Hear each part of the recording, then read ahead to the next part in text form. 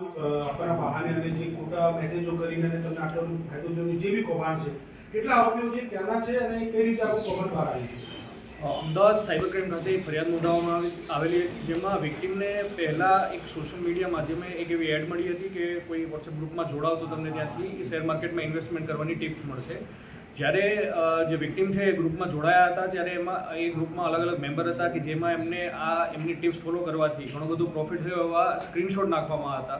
એટલે ઇનિશિયલી જ્યારે ફરિયાદીએ આમાં ઇન્વેસ્ટ કર્યું હતું તો એમને પ્રોફિટ મળ્યો હતો.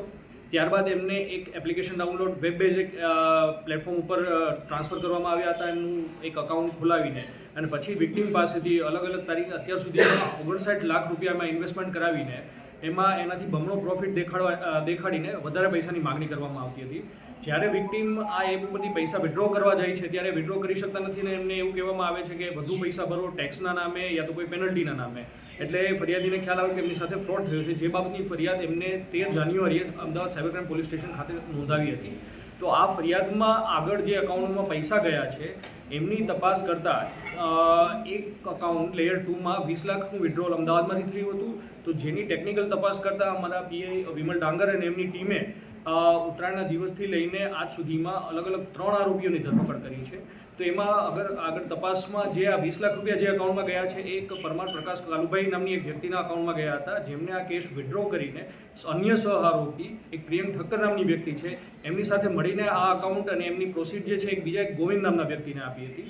આ ગોવિંદને 4 દિવસ પહેલાં જ કચ્છ સાયબર ક્રાઇમે એમને ધરપકડ કરેલી હતી. અને અમારી ટેકનિકલ તપાસના આધારે એ જાણવા મળ્યું હતું કે એમની આગળ જે જગ્યાએથી આ બધું કૌભાંડ ચાલે છે કે આ ફ્રોડના પૈસાને ક્રિપ્ટોકરન્સીમાં ઇન્ડિયાની બહાર મોકલવાનું, તો એ સેફ્રોન ટાવરની એક ઓફિસમાં અમારા પીએ દ્વારા રેડ કરવામાં આવતા ત્યાંથી એક અન્ય આરોપી કેવલ દશરથદાન ગઢવીને 37 લાખની કેશ સાથે ઝડપી પાડવામાં આવેલ. અને ત્યાંની ઓફિસમાં રેડ કરતા અલગ અલગ બેંકની ક્રેડિટ કાર્ડ, પાસબુક્સ અને એવી રીતના મળીને અત્યાર સુધીમાં 100થી વધારે બેંકની વિગતો, અકાઉન્ટની વિગતો એ ઓફિસથી મળેલી હતી. ત્યાંથી એક કેશ કાઉન્ટિંગ મશીન બી અમને મળી આવેલ છે અને અન્ય ઘણા બધા સિમ કાર્ડ મળી આવેલ છે.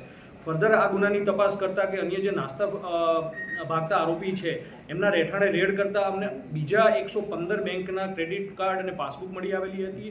અને ઘણા અલગ અલગ યુનિવર્સિટીના લેટર પેડ, એના સ્ટેમ્પ અને એમની માર્કશીટને એવું બધું બી ત્યાંથી મળી આવેલું હતું. અને જે આગળની તપાસ એમાં ચાલુ છે.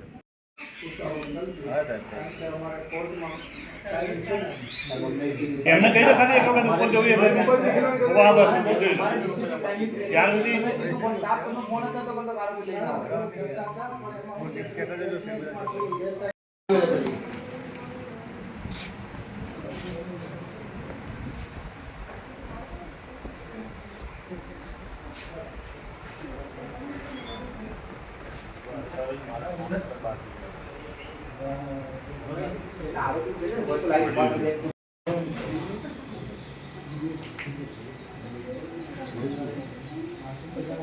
એવું બધું ક્યાં